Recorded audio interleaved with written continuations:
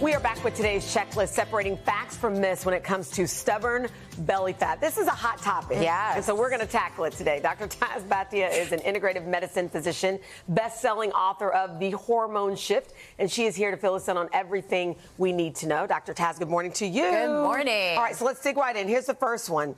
Fact or myth? Excess belly fat can be linked to inflammation and diseases in the body.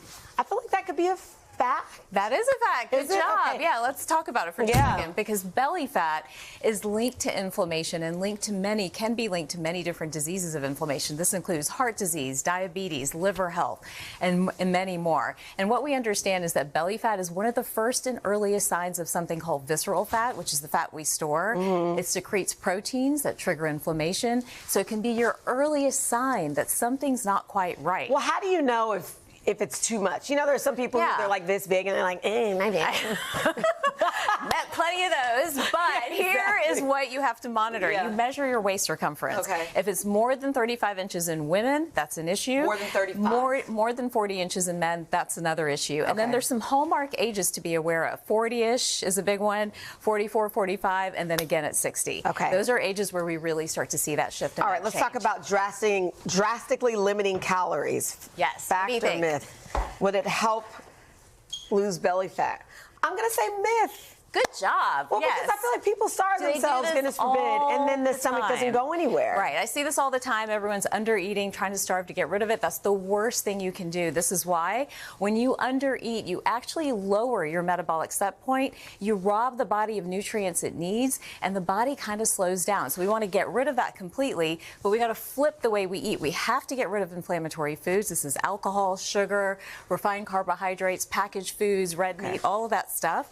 We actually need to make sure we're getting enough protein, about 20 to 25 grams per serving. We want more fiber and healthy fats, and we have to watch our intervals of eating. We have to eat roughly every 4 hours and then keep that 12-hour overnight fast so the gut has an opportunity to rest. And if you're stressed and, you know, not in a great place, not sleeping, you should not be doing those long fasts. That makes the whole thing worse. Okay. All right. Hello.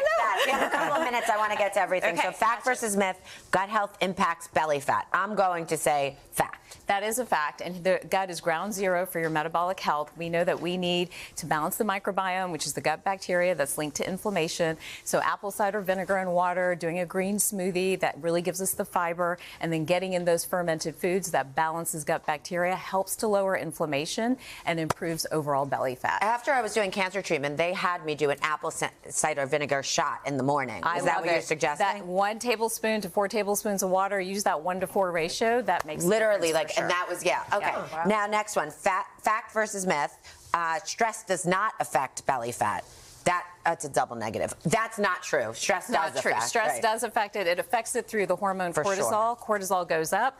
We see more belly fat. We see more inflammation. What can you do? Make sure you're sleeping at least 7 to 9 hours every night. Really minimizing blue light. Blue light impacts cortisol, looking at the phone so get rid of the blue light. Green walks. Being in nature brings that cortisol down. And any mindfulness practice, we don't have to be picky. 10 minutes in the morning of meditation, a 5-minute journaling better than practice, better than zero. Yeah, so. I love it. All right. Finally, this one. If lifting weights is going to reduce belly fat, I say that's a fact. Good job. Okay. Yes, that is absolutely the only one fact. to get it wrong. Look, when we start to get belly fat, one of the things we have to do and understand is that our muscle mass is declining over age, those ages I just talked about. When muscle mass goes down, we see more belly fat because muscle's an endocrine organ. It regulates blood sugar and so much more. So start lifting weights. It can be light, 6 to 8 repetitions at a time. Increase it as you tolerate. And the other thing we want to do is exercise snack, meaning move when you can. 10 minutes here, 10 minutes there, 20 minutes, 20 minutes. It all adds up. Grab it. And makes an absolute difference. And here's a quick hack, the 12-3-30. Incline at 12, 3 miles an hour walking, 30 minutes. It has an effect. This is so helpful. Thank you. Yeah. So much. Hey, thanks for watching. Don't miss the Today Show every weekday at 11 a.m. Eastern, 8 Pacific on our streaming channel, Today All Day. To watch, head to today.com/allday or click the link right here.